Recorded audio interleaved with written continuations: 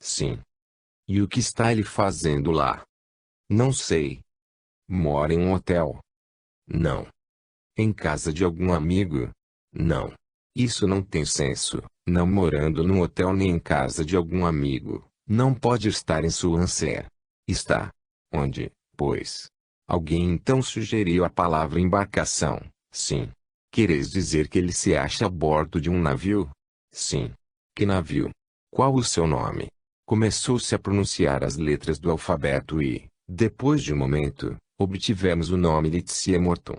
Quereis dizer que ele se acha a bordo de um navio chamado Letizia Morton, e que esteve 10 dias em Swansea? Sim.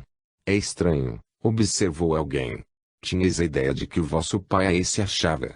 Não, repliquei eu traço. Ele achava-se em Londres, desejando concluir alguns pequenos negócios antes de ir ter com minha mãe Durham. Não veio e não tem respondido às suas cartas, mas, com certeza, ele teria escrito, se tivesse de seguir para outro ponto. Creio que não tem senso o que a mesa está dizendo. Mas, disse uma das pessoas presentes pretende-se que são os espíritos que falam pelas mesas. É um espírito que está fazendo a mesa falar? Sim. O espírito de um homem? Não. De uma mulher? Sim. Que nome teve? Maria. Era o nome da minha avó. Sois minha avó? Sim. Vistes meu pai em Swansea? Sim. Ainda está lá? Sim. Dizer o que foi a nossa surpresa à vista do resultado dessa experiência exprimir superficialmente os nossos sentimentos.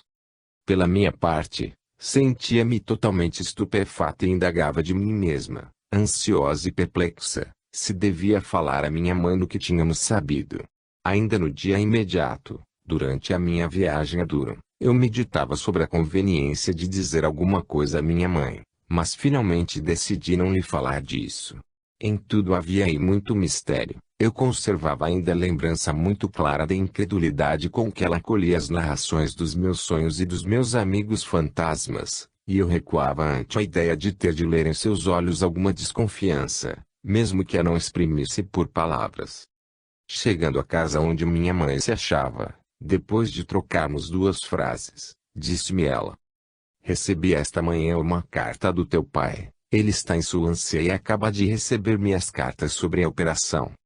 Senti-me sucessivamente abrasada e gelada, e toda a sala pareceu girar ao redor de mim. Que há? Perguntou minha mãe. Estás sentindo-te mal? Não sei o que respondi, mas acabei contando-lhe toda a história das nossas experiências com a mesa falante. Qualquer que fosse o pensamento da minha mãe, ela reprimiu toda expressão de incredulidade e propôs que se escrevesse a meu pai indagando da veracidade dos outros detalhes, o que foi logo feito. Não sei se essa carta teve resposta, mas 2 dias depois meu pai chegou e fui recebê-lo na estação. Em caminho, ele perguntou-me se alguém falara ou escrever a minha mãe acerca dos seus negócios. Não sei, e creio que não, repliquei-lhe. Necessariamente alguém o fez, disse-me. Ou ela não poderia saber o nome do navio. Realmente, estiveste a bordo de algum navio chamado Letizia Morton, papai?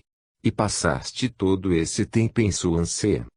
Sim, estive aí alguns dias tratando de um pequeno negócio com relação a um navio chamado Letizia Morton, porém, para que dar tanta importância a isso? Não recebi as cartas senão há 2 ou 3 dias, porque antes estava em viagem e muito ocupado. Havia 10 dias que te achavas em Swansea, quando escreveste a mamãe. 10 dias, oh. Não. Não posso exatamente dizê-los, mas certamente não foram tantos. Quando saíste de Londres? No dia 10 deste mês. Então escreveste a mamãe em 20, e estão aí os 10 dias. É exato. É possível. O tempo voa, quando se está ocupado. Mais tarde soubemos a causa da sua ausência. Como muitos daqueles que passaram embarcados a maior parte de sua vida, meu pai, a despeito da sua determinação de tornar-se agricultor, sentia uma atração irresistível para tudo que era barco e marinha. Ele empregara por várias vezes dinheiro em navios, e tinha-o perdido apesar de minha mãe temer que ele se lançasse em especulações infelizes. Após a partida de minha mãe para Durham, meu pai preparava-se para ir juntar-se a ela 1 ou 2 dias depois, quando casualmente encontrou um velho amigo que devia ir a Swansea para examinar um navio que estava exposto à venda, e que o convidou para companheiro. Meu pai, num caso desses, não se fazia rogado, aceitou a proposta e os dois seguiram juntos. Depois da inspeção do barco, fizeram uma pequena viagem de experiência e começaram a fazer os arranjos para adquiri-lo. Como meu pai havia dito, o tempo voa quando se está ocupado, e não foi senão ao retirar do correio as cartas que aí o esperavam havia alguns dias, que ele soube com que ansiedade aguardávamos notícias suas. Muito fácil foi obter essa explicação, mas compreender como a mesa da cozinha podia conhecer esses detalhes e comunicações não era um problema de fácil solução. Fica certa, minha querida, disse meu pai que aí a feitiçaria o satanismo, uma ou outra coisa, e é melhor que não te metas nisso. Ao mesmo tempo, ele tinha muito desejo de experimentar por si mesmo e ver a mesa mover-se, e quando, depois de tentativas repetidas, conseguiu afinal esse efeito, interessou-se enormemente pelo resultado. Mais tarde, dizia-me com um ar muito sério que, no fundo, os espíritas tinham razão, não obstante os fatos serem incompreensíveis. A matéria atravessa a matéria. O mistério nos fascina do que ainda não conhecemos. Nós somos como os meninos, atentos e obstinados, às coisas com que há muito já estamos habituados, que nos são familiares, com a mão nos prendemos, ao passo que com a outra nós, as trevas tateando, vamos firmes, resolutos, à luz do porvir buscando. Longfellow. Por mais surpresa e perplexa que estivesse, eu não podia tão rapidamente rejeitar minhas precedentes opiniões para adotar a conclusão de meu pai. Meus amigos, o senhor e a senhora F., foram informados do resultado da nossa experiência e da sua verificação. Depois de algumas discussões, ficou assentado que os nossos amigos que haviam assistido à experiência da mesa falante, atrás descrita, reunir-se-iam a uma noite por semana, durante todo o inverno, para ulteriores experiências, a fim de se ver o resultado a que chegaríamos. Éramos 8 e, salvo algumas exceções, essa combinação prevaleceu. Reuníamo-nos regularmente à hora fixada, e as nossas sessões não foram, em caso algum, infrutíferas em resultado. Em certas ocasiões, pancadas distintas eram ouvidas na mesa, e por esse meio obtínhamos respostas às nossas perguntas. Também nos vinham mensagens pelas letras do alfabeto, como na nossa primeira experiência. Outras vezes retirávamos as lâmpadas para tomarmos assento em plena obscuridade, e podíamos então observar relâmpagos ou nuvens luminosas flutuando por cima das nossas cabeças. Outras vezes ainda, descobríamos uma espécie de luminosidade mais firme de contornos definidos. Logo, porém, que procurávamos esclarecer-nos a respeito dessas aparições, elas desapareciam. Às vezes colocávamos na mesa um pequeno objeto, como um anel, um prego ou uma moeda, e pedíamos que esse objeto fosse mudado de lugar por essa inteligência ou poder estranho, enquanto nossos 8 pares de olhos não cessavam de vigiar. Com esse fim, um par de botões de punho foi colocado na mesa. Nós os observávamos atentamente, porém eles não davam sinal algum de movimento.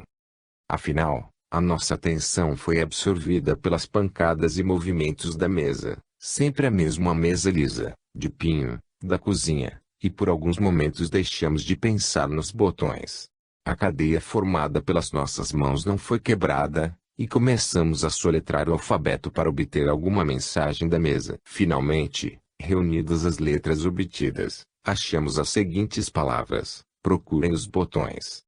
Então notamos que eles já não estavam na mesa. O nosso primeiro pensamento foi o de que, em consequência dos movimentos da mesa, eles tinham caído no chão, e todos os procurávamos, quando novas pancadas significativas nos fizeram deter, dando-nos o pensamento de que as abotoaduras não mais se achavam na sala e sim num compartimento vizinho. Não pudemos acreditar nisso, porque a porta da sala em que nos achávamos tinha sido fechada à chave, a fim de impedir qualquer interrupção, e depois disso ninguém a tinha aberto.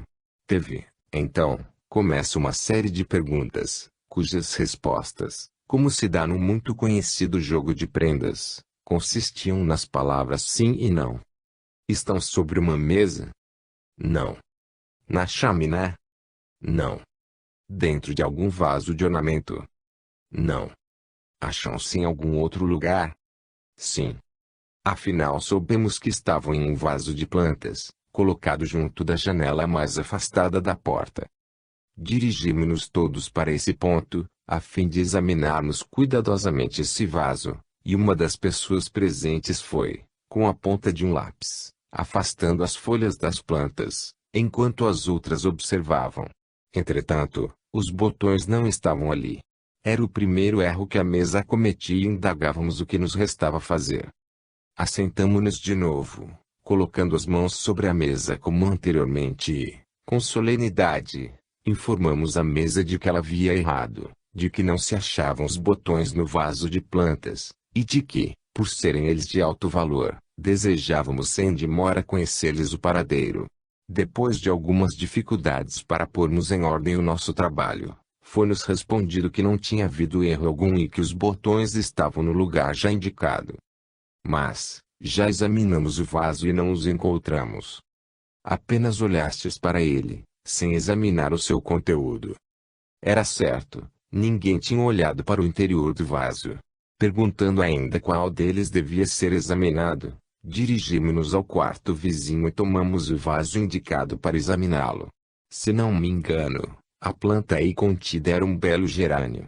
A terra não mostrava indício algum de ter sido mexida, conservando-se dura e compacta, mas, removendo-a com dificuldade, vimos brilhar entre as raízes da planta os belos botões desaparecidos. Como foram eles aí ter? Como os transportaram através da porta fechada com duas voltas, fazendo-os desaparecer às nossas vistas quando nos achávamos ao redor da mesa? Não nos era possível compreender isso, e mesmo não tenho a certeza de haver algum de nós tentado fazê-lo.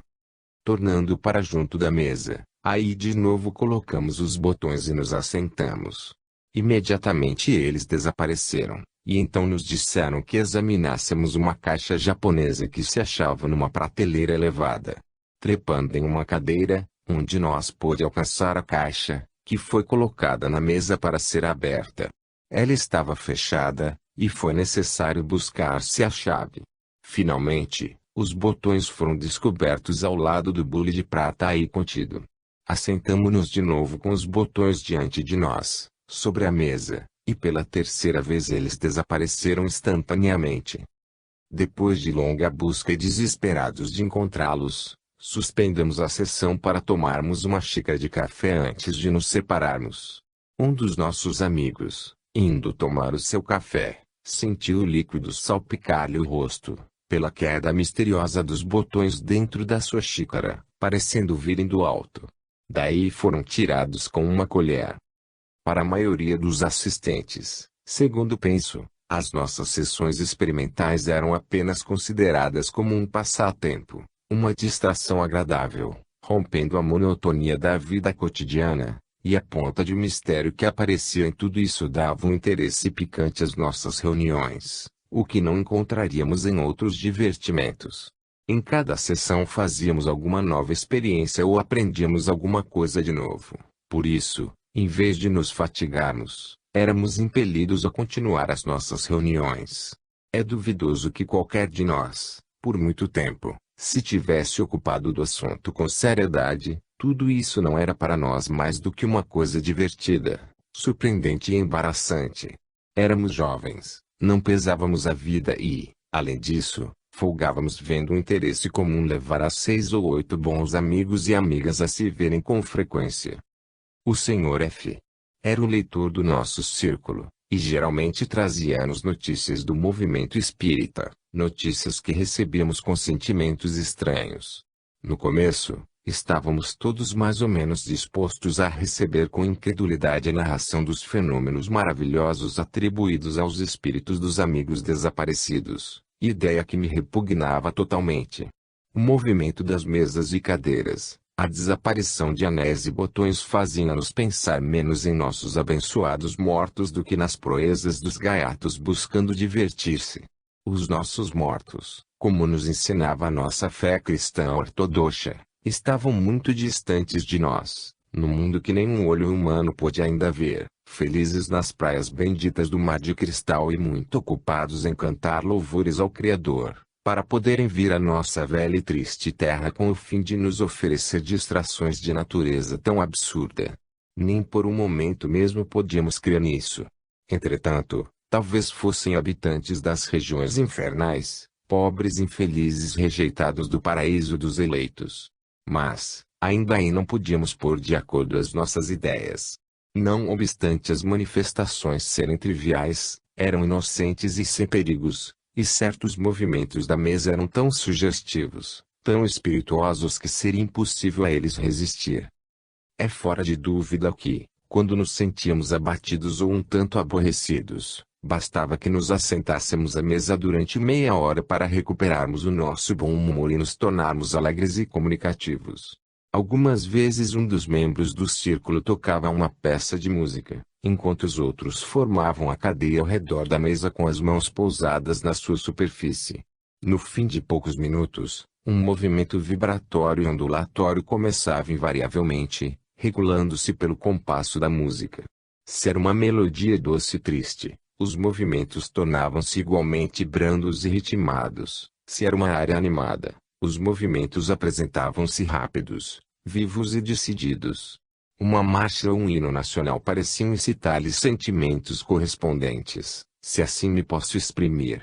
O hino Yankee Doodle, em particular, produzia efeito maravilhoso e era sempre reservado para o fim, porque os movimentos da mesa tornavam-se então quase desordenados, e geralmente éramos forçados a abandonar as nossas cadeiras para acompanhá-la em seu entusiasmo. Não havia engano possível, os movimentos, as vibrações e as ondulações da mesa exprimiam o prazer e o entusiasmo, quando se tocava esse hino. Pelo contrário, se se tocava o God Save the Queen, a mesa claramente indicava uma certa desaprovação de mau humor, seja conservando-se tranquila, seja fazendo ouvir fortes pancadas, seja mesmo erguendo-se do solo para depois deixar-se cair com força.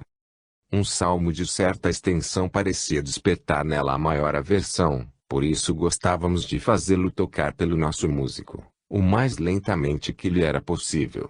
A mesa então sacudia-se, fazia contorções, voltava-se quase de pernas para o ar, variando os seus movimentos por saltos curtos e raivosos, geralmente produzidos na direção do executante, ou por violentas pancadas no chão, que com certeza teriam quebrado uma peça menos sólida.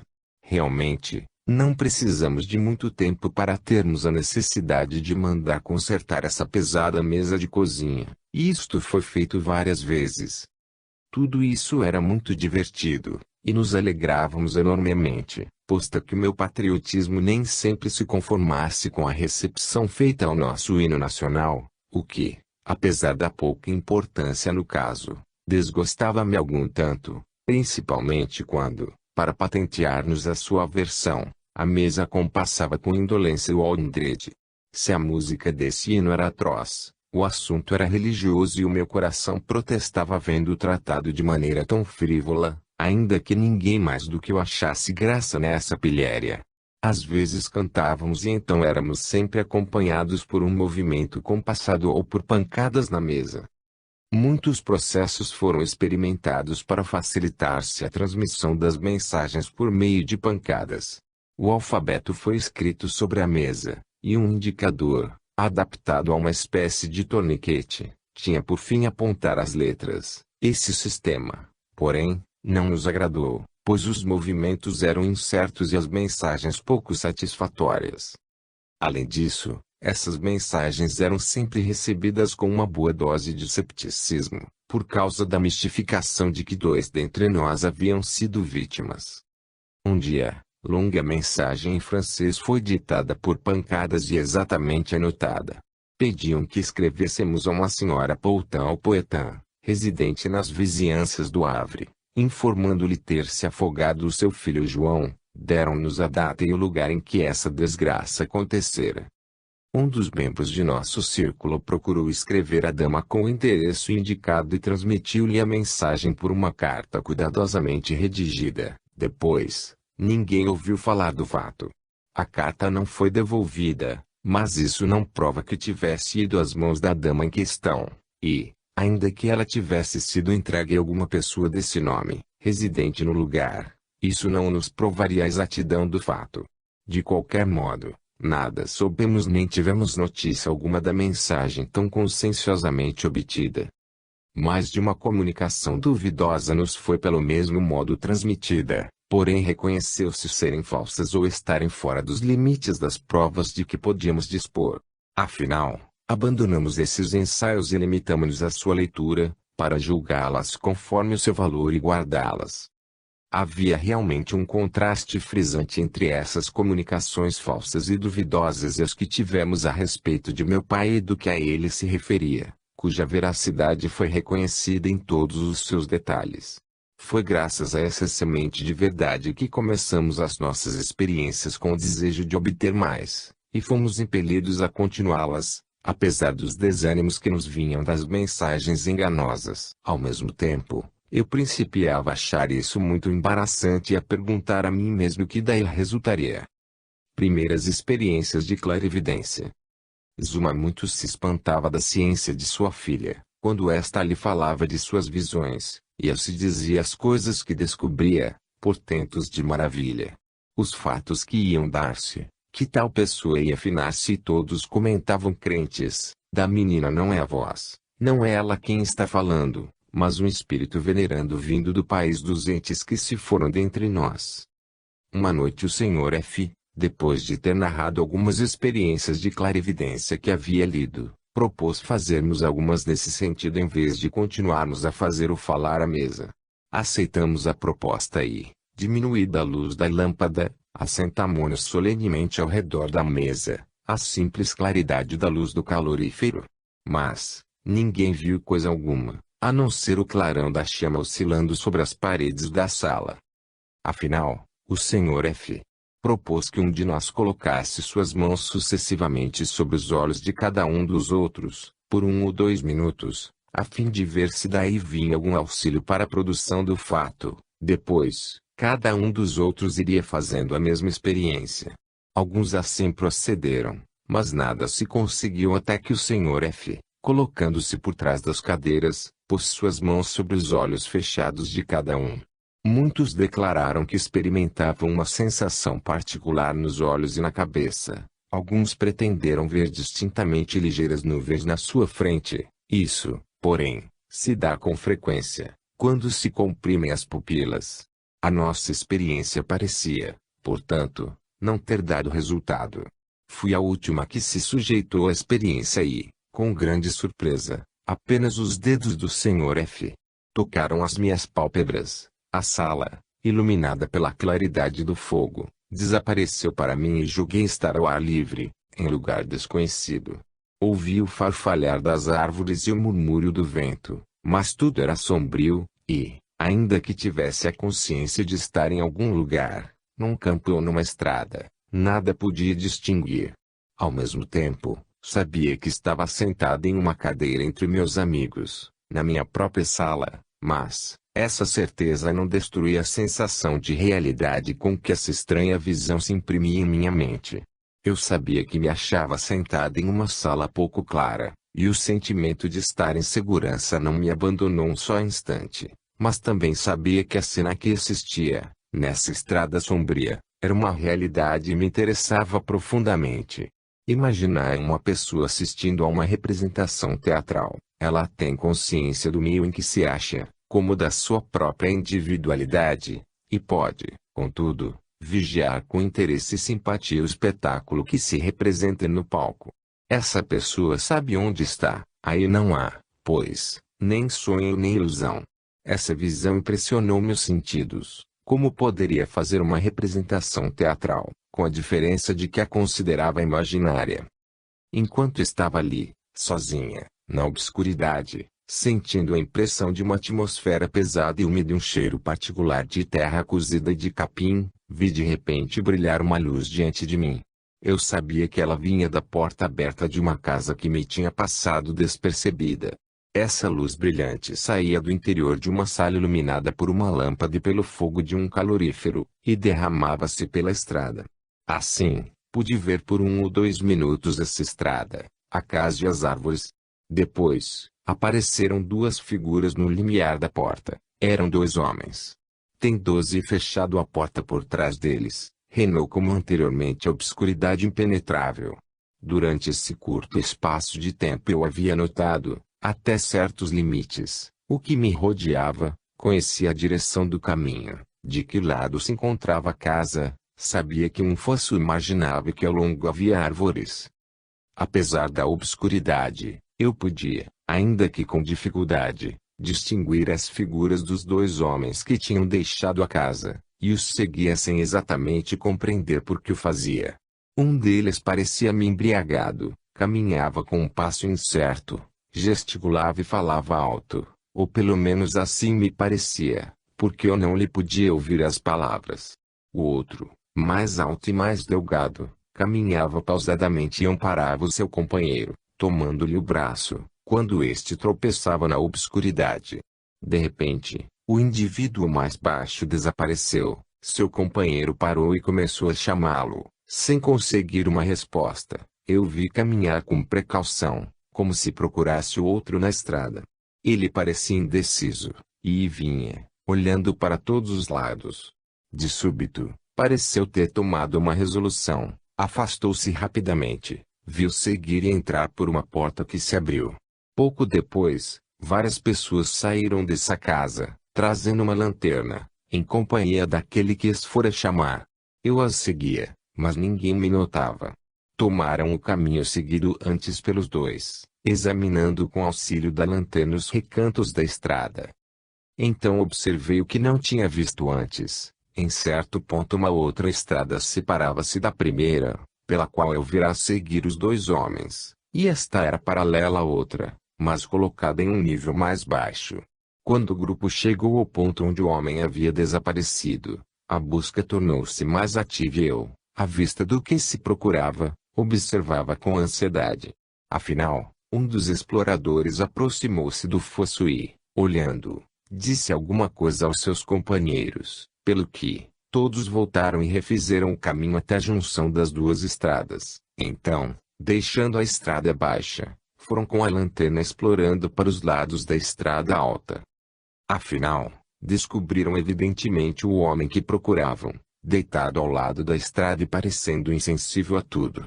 Reuniram-se ao redor desse corpo inanimado. O homem alto e delgado, que a princípio mencionei, tentou erguer seu companheiro do solo molhado, enquanto um dos outros elevava a lanterna iluminando o grupo. Pude então pela primeira vez ver-lhes os rostos. Os traços do que sustentava a cabeça do homem caído chocaram-me, como se me fossem familiares, mas, no instante, não pude apelar para minha memória. Quando o homem foi posto de pé, olhou em torno com um ar assustado. Lancei de novo a minha vista para aquele que o segurava e, desta vez, com grande surpresa, reconheci o Sr. F. Como? Sois vós, exclamei. O espanto que em mim produziu essa descoberta foi além da surpresa que eu havia experimentado ante a estranheza de toda essa visão. Eu tinha seguido os diferentes episódios daquilo que me parecia um pequeno drama, segui-os com ansiedade, receosa de que isso se transformasse numa tragédia. Temia a morte do indivíduo encontrado inconsciente à beira do caminho e experimentara grande alívio quando se verificou à luz da lanterna que ele apenas dormia. Tanto quanto me foi possível saber, todos os atores dessa cena eram-me desconhecidos e, se bem que eu acompanhasse cada movimento com interesse e ansiedade, não o fazia senão como estranha. Por isso, quando reconheci o Sr. F. como uma das principais pessoas em questão, a minha surpresa foi tão grande que quase despertou em mim um sentimento de consternação. Logo que afastei seus dedos de sobre as minhas pálpebras, bradei, fixando-o, como? Sois vós. A minha surpresa comunicou-se ao resto do círculo, e perguntas sobre perguntas foram ardentemente feitas a respeito da significação de toda essa história.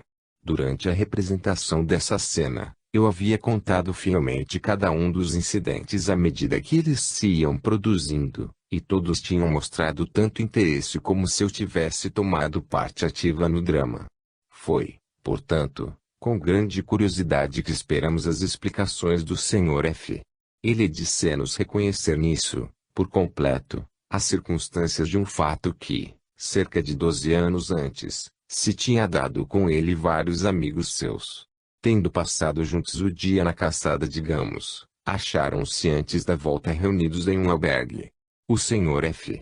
e um jovem companheiro saíram daí juntos, porque as suas moradas ficavam na mesma direção. Apenas se acharam fora, expostos ao ar da noite. O Sr. F., sobre quem o vinho não tinha produzido efeito algum, notou que o estado do seu companheiro havia piorado consideravelmente depois das últimas bebidas de despedida, e foi com dificuldade que o demoveu do propósito de voltar para fazer ainda o último brinde aos seus camaradas. Tendo conseguido arrastá-lo até certa distância em direção à sua morada, de repente deixou de vê-lo junto a si, como eu tinha narrado. O resto da história concordava em todos os seus detalhes com a minha visão, que, em certos pontos, fez lembrar ao Sr. F. alguns pequenos incidentes já por ele esquecidos. Foi com um sentimento muito semelhante ao que eu havia experimentado durante nossa primeira experiência da mesa falante, que passei em revista a minha tão especial visão dessa noite. Ela tornou-se de grande interesse para todos os membros do nosso círculo e a discussão que se seguiu foi animada, mas para mim isso significava alguma coisa a mais. Uma grande esperança despertou em mim, esperança que eu apenas ousava acariciar. Era possível que os meus fantasmas fossem realidades, e não manifestação de um germe de loucura. Essa esperança, uma vez despertada, não se esvaiu mais, e tornou-se muito depressa, ainda que em segredo, uma força que me impeliu a fazer uma descoberta. Tentei-a, no começo, acompanhada por todos os membros do nosso círculo. Depois, uns foram abandonando a investigação por se mudarem do lugar, satisfeitos com o que já tinham visto, outros por deixarem a Inglaterra, e um por ter transposto a barreira que nos separa do mundo dos espíritos, donde em seguida veio frequentemente trazer afetuosas mensagens e animações aos seus antigos companheiros de estudo, que lentamente avançavam tateando na obscuridade. Procurei ler tudo que se pudesse relacionar com o espiritismo e os fenômenos espíritas, em grande parte terríveis absurdos que me chocaram e desgostaram. Essas comunicações, que se pretendia terem vindo das esferas celestes, eram, em certos casos, tão destituídas de bom senso que me teriam feito abandonar todos esses estudos, se alguns bons amigos não viessem em meu auxílio recomendando-me as obras de Andrew Jackson Davis, Robert Dalley e outros, assim como muitas revistas semanais bem orientadas. Um dos anjos que se comunicavam com a terra, recordou-me bem, informava que no céu havia grande quantidade de legumes. Quanto às couves, elas cresciam tanto, eram tão grandes que excediam a tudo o que se pode imaginar.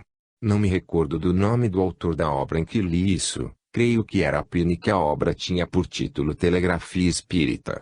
Não tornei a ver esse livro, provavelmente não foi bem acolhido e desapareceu. As narrações que li dos fenômenos espíritas, por maravilhosos e incompreensíveis que fossem, não me interessaram tanto como as dos fatos de clarividência. Parecia-me que, de um modo ou de outro, eu possuía a chave para a compreensão dessa faculdade, e o que eu lia combinava de algum modo com a minha experiência pessoal. Eu não compreendia a visão que tinha tido dos homens e da estrada sombria, e mesmo nos primeiros dias não pensei na explicação, mas, eu julgara haver aí muito o que aprender. Pensava que acharia um meio de chegar à solução, que devia sobretudo começar pelo princípio. Mas, qual era esse princípio? Onde estava o ponto de partida? Qual o caminho a seguir? Essas questões eram horrivelmente perturbadoras. Eu não podia ler senão o que me vinha às mãos. Teorias, filosofias, fenômenos, argumentos pró ou contra o espiritismo, denúncias amargas e violentas de um e de outro lado, mas especialmente contra os ensinos espíritas, perseguições aos médiuns, embustes e desmascaramentos, tudo isso me embaraçava muito. Foi então que me animei a falar aos meus amigos, Sr. e Sra. F., acerca dos fantasmas de outrora, das minhas experiências com relação a esses sonhos, que tanto me tinham feito sofrer, e do terror vago, mas obsidente, suspenso como uma nuvem negra sobre a minha mocidade. Foi graças à sua simpatia e ao seu auxílio que se esvaiu a nuvem e tive a coragem precisa para repelir os intrusos, os quais, vencidos, pareceram recuar e acabaram por desaparecer. Enquanto essa vaga perturbação se dissolvia nas brumas do passado, meu coração ficava, segundo o dizer dos franceses, como a ave cantora libertada do cativeiro. Encorajei-me e, por gratidão, resolvi prosseguir nas investigações e experiências que eu tinha liberdade de fazer ou não. Os visitantes do outro mundo. O grande espírito, a divindade, sempre os emprega em seu serviço para indicar-nos a sua vontade. Longfellow. Até então as nossas sessões seguiram um curso regular, nelas tínhamos interesse e distração, mas nunca indagamos se algum de nós possuía faculdade especial. O nome de médium não era certamente invejável, quando, afinal, fui reconhecida como sendo o médium pelo qual todos esses resultados se obtinham, o que pouco me satisfez, apesar de não acreditar muito nisso. O que eu sabia acerca dos médiums fora aprendido nas narrações dos jornais, narrações essas que lhes não eram favoráveis. Por isso, o nome de médium era para mim sinônimo de mágico e impostor da mais baixa classe, e eu de nenhum modo desejava ser classificado entre eles.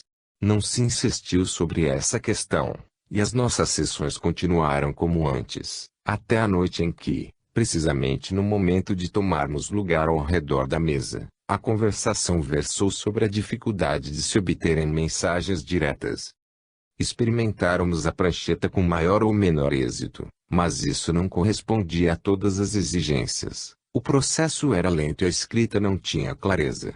Alguém sugeriu que, se era realmente um espírito quem escrevia, podia também fazê-lo pela mão de um de nós e sem o auxílio da prancheta.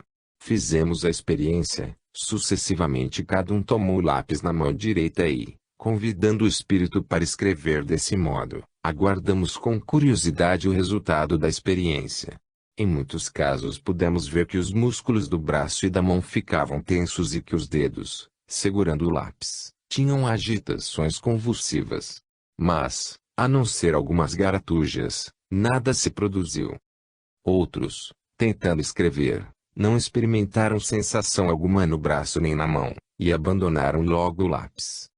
Quando chegou a minha vez, notei a princípio um contato, picadas de uma sensação dolorosa no braço, como a que se experimenta quando se choca o cotovelo. Depois, veio uma sensação de entorpecimento que se estendeu às extremidades dos meus dedos.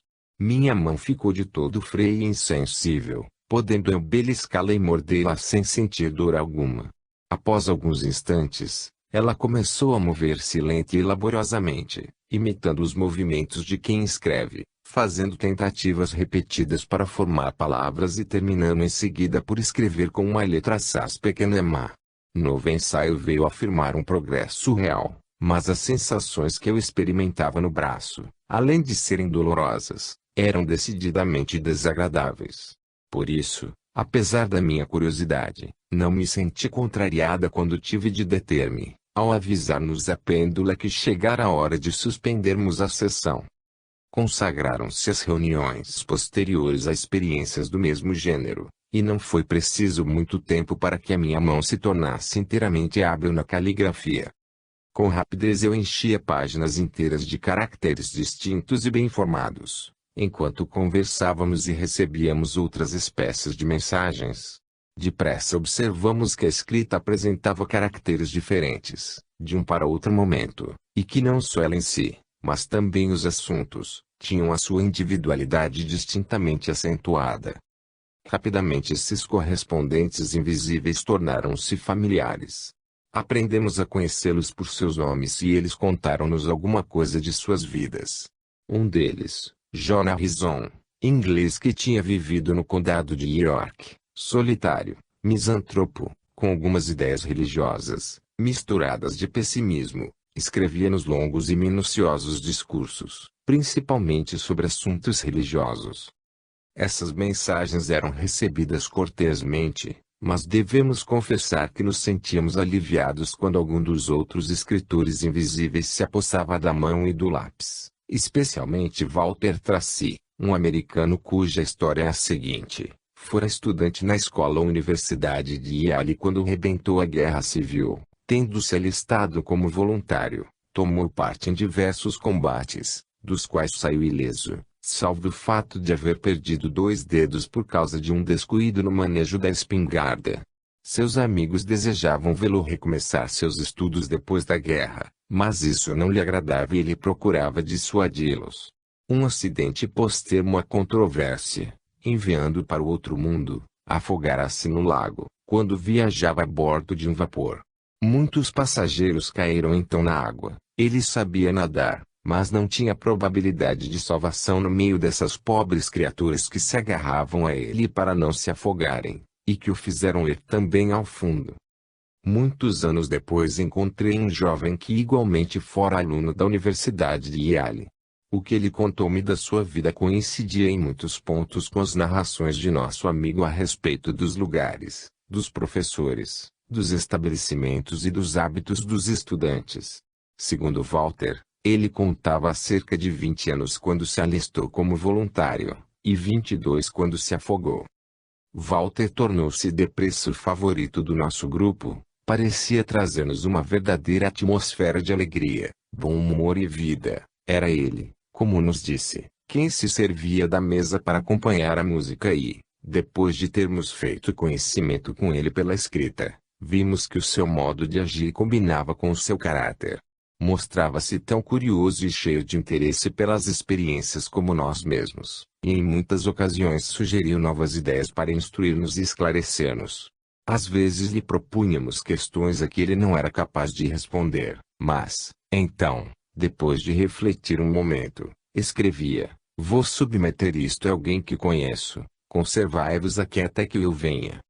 Na volta, dava-nos invariavelmente a informação desejada, embora o fizesse tão engraçadamente que parecia ser antes uma pilhéria do que a questão séria sobre a qual tínhamos consultado. A natureza espirituosa de Walter foi uma fonte de contínuas distrações. Ele era sempre bem-vindo e acolhido com alegria desde o primeiro sinal da sua letra grande e ousada. Uma noite, respondendo a pedido de informações sobre um assunto particular, Walter confessou a sua incapacidade para esclarecer-nos, porém disse que se fosse de nosso agrado, ele nos traria outro. Esse espírito, a quem chamava governador, ensinar-nos-ia, provavelmente, se com ele fôssemos atenciosos, tudo o que desejássemos saber. E acrescentou: sobretudo não o trateis como a mim. É preciso calçardes luvas, pois que ele é muito cheio de formalidades. Prometemos, naturalmente, observar melhor conduta e tratar seu amigo com o devido respeito, porém divertiu-nos algum tanto essa censura indireta, porque era certo que não tratávamos Walter com a delicadeza necessária. Esse novo elemento mostrou-se-nos logo com uma individualidade muito diferente das de Walter e John Harrison. O governador era grave e sério e, entretanto, cismador e paciente. Era um sábio estudioso, um amigo fiel e um auxiliar infatigável. São passados 20 anos desde a noite em que Walter nos apresentou, e desde então nunca sua amizade foi encontrada em falta. Na enfermidade e na saúde, nas aflições e na calma, na má ou na boa fortuna, ele mostrou-se sempre simpático e de bom conselho. Desde o começo, constituiu-se um guia escolhido, um guarda, um conselheiro e um mentor, nunca nos importunando com os seus conselhos, mas sempre prestes a dá-los quando os reclamávamos, conselhos esses nem sempre de fácil aceitação, pois que às vezes eram extremamente penosos, e mesmo tão contrários às minhas inclinações que eu recusava segui-los. Devo, porém, confessar que nunca deixei de arrepender-me amargamente da minha teimosia. Quando eu seguia seus conselhos, confiado em sua sabedoria, tudo ia bem. Ele nunca cometia erro no diagnóstico de uma enfermidade, descrevendo fatos e teorias científicas, ou dando certos detalhes concernentes a coisas possíveis, mas que não eram ainda conhecidas do mundo. Não compreendemos desde logo a grandeza dessa nova inteligência, comunicando-se para o nosso bem, mas sentimos depressa que a recomendação de Walter era inútil, porque mesmo sem ela nunca teríamos ousado tratar Stafford como bom camarada, como fazíamos em relação a Walter. Respondendo à nossa questão sobre a sua vida terrena, Stafford contou-nos sucintamente ter sido filho de um homem político americano casado com uma alemã, e que grande parte da sua educação fizera-se na Alemanha.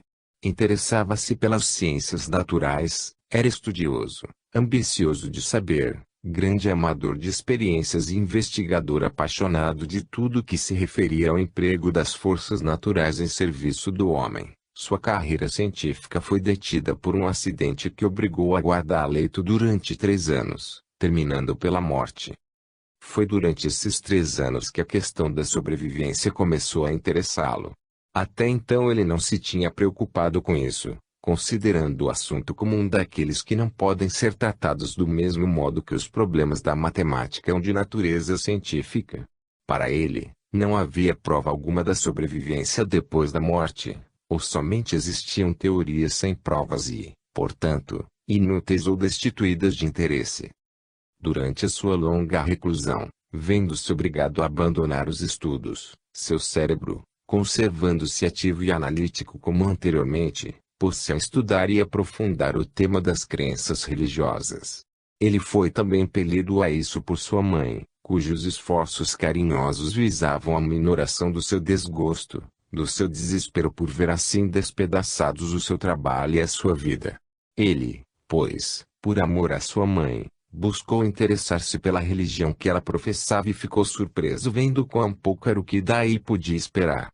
Considerava a morte com interesse e a ansiedade do experimentador, procurando conceber o desenvolvimento e o resultado de um plano de que ele tivesse sido criador, de um plano apreciado como uma teoria amada, mas apenas confessável. Desejaria ter provas, coisa que buscava em todos os seus estudos, e, com o fim de obtê-las, esperava resignado, se não feliz, à morte. Pagou o tributo necessário e conseguiu o seu fim. Morreu e encontrou a prova, nas mesmas proporções que em vida a buscara. Sua inteligência era mais livre, seu amor ao estudo e seu desejo de saber estavam aumentados, sua capacidade de compreensão era mais clara e brilhante, e suas simpatias humanas, até então comprimidas, expandindo-se sem constrangimento, davam-lhe a vontade de ensinar aquilo sobre que, tempos antes, desejara instruir-se. Eis, em resumo, o que nos contou a respeito de si mesmo. Não façais indagações acerca da minha vida terrena, nada descobrireis, eu não vos dei o meu nome inteiro. Muitos dos meus parentes ainda vivem e não desejo desgostá-los. Aceitai a minha narração, como me aceitastes. Ela é tão sincera como o meu desejo de vos ser útil. Conformando-nos com o seu desejo, nunca fizemos indagação alguma, apesar de não nos faltarem ocasiões. Mas de uma observação, feita incidentemente na discussão de um ou outro assunto, traiu sua amizade pessoal com sábios de diferentes nacionalidades. Mais tarde, o nosso círculo de amigos invisíveis cresceu com a chegada de uma pequena espanhola, que escrevia mal o inglês, misturando-lhe palavras espanholas. Sua escrita era inteiramente fonética e suas expressões as de uma menina de 7 a 8 anos, cheia de vontades e impetuosa. Disse-nos ter morrido queimada, com sua irmã mais velha, em uma igreja de Santiago, e chamava Walter grande amigo, ao qual amava muito. Imagino que os seus afetos fossem caprichosos, porque ela afeiçoou-se de pronto a um dos membros do nosso círculo, ao qual chamava Geórgio e manifestava as suas preferências. Desde então, parecia prodigalizar todas as suas atenções a esse nosso amigo. Se Geórgio por qualquer motivo deixava de vir, Nina também faltava ou se mostrava inconsolável. Muitas vezes ela traía pequenos incidentes da vida privada de Geórgio, o que nos divertia muito, e a ele não era muito agradável. Nina não sabia ser discreta. Não deveis contar essas coisas, Nina, disse severamente Geórgio, num dia em que ela nos fez a descrição de uma sua entrevista com certa jovem, contra a qual Nina mostrava-se muito ciosa. Por que não, quando é verdade? Replicou ela. É possível, mas não é bonito para uma menina vir contar essas histórias e dizer aos outros o que os não pode interessar. Não se devem fazer coisas das quais se tenha vergonha de falar, foi o que Stafford ensinou a Nina. Apesar da sua indiscrição, Nina não permitia que fizéssemos observações pesadas sobre os atos de George. Parecia que ela reservava para si o direito de ser o seu mentor, e considerava qualquer reflexão feita por nós como uma infração dos seus direitos. Fiel amiguinha. Alguns anos depois, a senhora F. e eu fazíamos uma longa viagem, para nos irmos assentar à cabeceira de Geórgio, que estava moribundo. Eu acabava tristemente de escrever uma carta sob o ditado dele, e a lia. Obrigado, disse ele isso vai mesmo assim. Vou procurar assinar. Nina. Cara Nina, quanto é gentil. Eu fixava ansiosamente, impressionada pela sua expressão alegre. Um sentimento de felicidade se lhe patenteava no semblante. Cara Nina, não partas, disse ele com os olhos súplices. Depois, notando nosso ar inquieto, acrescentou. Querida menina. Estou fatigado e vou ver se durmo um pouco. Cerrando os olhos, ele adormeceu com um sorriso feliz, mostrando em seu semblante uma expressão de paz. Tivemos medo de que fosse esse o seu último sono. Quando despertou, lançou um olhar ansioso ao redor de si, depois, deteve-se a fixar o espaço, no ponto onde anteriormente tinha visto a sua amiguinha, e então sorriu, fazendo um pequeno sinal de satisfação. Pronunciou seu nome muitas vezes nas horas que se seguiram. Ela vai fatigar-se de tanto esperar, disse ele. Nunca o seu espírito se distraiu desse pensamento. Sabia que uma grande mudança o esperava, e a presença de Nina parecia dar-lhe coragem. Falou-nos doce e calmamente durante a hora que precedeu a sua morte, e suas últimas palavras foram, cara Nina, querida amiguinha. Às vezes penso em nossas primeiras experiências, quando, neófitos ainda, julgávamos inútil encorajar comunicações como as de Nina. Quão pouco sabíamos, quão pouco suspeitávamos que a pequena visitante invisível seria um dia mais preciosa que todas as consolações da igreja e dos sacerdotes, animando e iluminando o caminho de um dos nossos através do vale da sombra e da morte. Também outro espírito amigo fez-se conhecido e amado do nosso pequeno círculo. Chamava-se Felicia e era uma jovem inglesa, com cerca de 20 anos, calma, simples e reservada, que fora instruída em uma escola católica do país de Gales. Ela escrevia sempre em versos muito harmoniosos e puros, trazendo-nos como que um sopro do céu. Um dia escreveu estas palavras que me voltaram à memória com uma força irresistível, quando eu velava junto ao leito de Geórgio moribundo. Ao morrer, eu não acreditava que pudesse voz amiga escutar, sentir o aperto de uma mão, quando eu trêmula estivesse na praia do Oceano Negro, aberto entre mim e a eternidade. E, no entanto, isso era verdade. Felícia não se apresentava muitas vezes entre nós. Talvez não houvesse em nosso círculo almas assaz semelhantes a dessa terna e tímida poetisa. Talvez também concorresse para isso o fato de haver sido, ainda que contrariada, reconhecida como médium, e preferir tratar de assunto por mim ignorado. Eu não possuía o mínimo dom de escrever, e incomodava-me quando ouvia dizer que o faria, se tentasse. Ficava muito mais satisfeita e quando, por sua natureza, as comunicações não davam motivo à suspeita de que uma jovem com menos de 20 anos pudesse ser a sua autora. Às vezes minha mão escrevia com rapidez e firmeza durante 2 horas, sem se deter, enquanto eu vigiava o papel, gradualmente coberto da letra miúda e cerrada de Stafford ou da escrita larga de Walter, e com a mão esquerda preparava as novas folhas de papel necessárias. Algumas vezes eu lia as frases, à medida que elas iam sendo formadas pelo lápis, mas, geralmente, quando me interessava ou apaixonava pelo que ia seguir-se, a escrita tornava-se incoerente, palavras eram omitidas, outras mal empregadas, e o sentido tornava-se ininteligível. Meu braço e meu ombro ficavam tão doloridos que me sentia quase mal, mas, Eu começava a apreciar muito as comunicações, para não suportar com paciência, e mesmo com satisfação, esses incômodos. Pelas sensações da minha mão e do meu braço, pude muito depressa distinguir os diferentes espíritos, cada um dos quais parecendo servir-se do lápis de um modo distinto. Stafford causava-me menos sofrimento que qualquer outro, ainda que escrevesse muitas vezes durante um tempo mais longo. Em certas ocasiões, um estranho tentava escrever por minha mão, porém eu descobria imediatamente. Outras vezes a escrita vinha da direita para a esquerda, como se o poder ou influência operasse por baixo da minha mão. Neste caso, precisávamos ler a escrita refletida num espelho.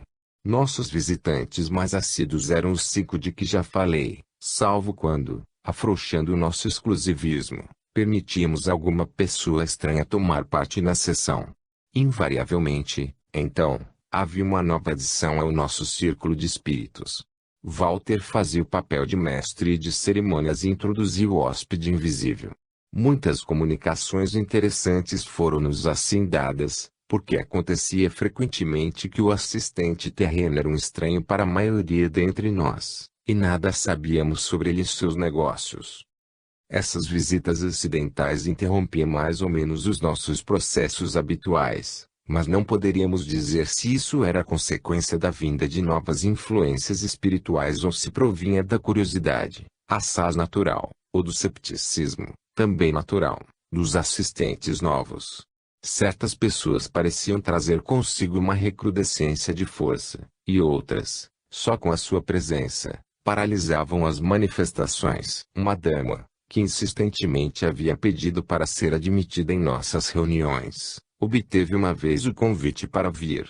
Íamos precisamente realizando uma série de experiências bem-sucedidas e nos reuníamos cheios de esperança, porque nos haviam prometido um fenômeno especial.